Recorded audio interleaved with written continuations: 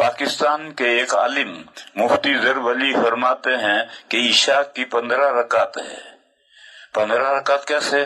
4 سنت غیر موقدہ، پھر 4 فرض 8، پھر 2 سنت موقدہ، 2 غیر موقدہ، تو کتنی ہوئی؟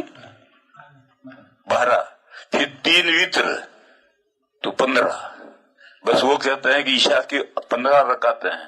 لوگوں میں بچوں کو جو ہم تعلیم الاسلام میں پڑھاتے ہیں وہ یہ پڑھاتے ہیں کہ عشاء کی 17 رکعتیں ہیں، یعنی وتروں کے بعد بھی 2 سنت غیر موقدہ ہیں، تو 15 یہ، اور یہ وتروں کے بعد کی 2 سنتیں ہیں.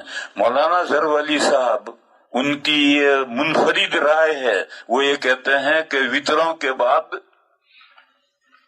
کوئی نفل نہیں ہے. کیوں؟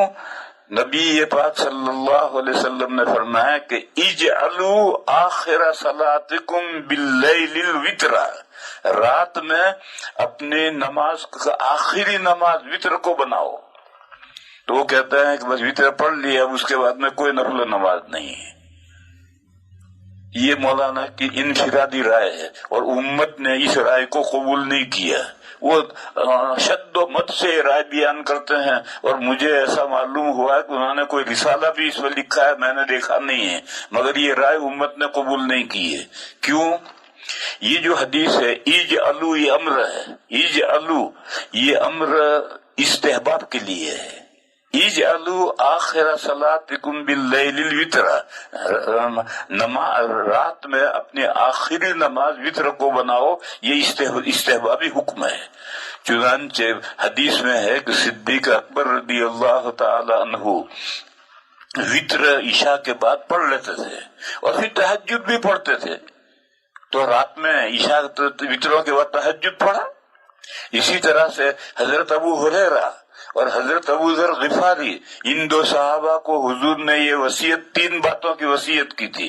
ایک وصیت یہ کی تھی کہ تم وتر پڑھ کے سوئیو، تو وہ وتر پڑھ کے سوتے تھے، پھر رات میں اٹھ کر کے تہجد بھی پڑھتے تھے. علاوہ ازیں نبی پاک صلی اللہ علیہ وسلم وتر نے کبھی کبھی وتروں کے بعد 2 نفلیں بیٹھ کر پڑھی ہیں.